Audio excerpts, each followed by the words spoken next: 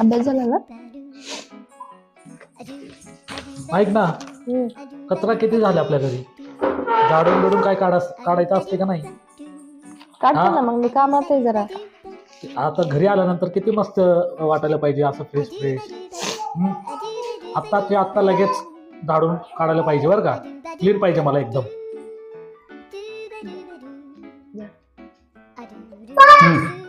घर स्वच्छ पाहिजे ना? हा, मग हे काय? करा स्वच्छ.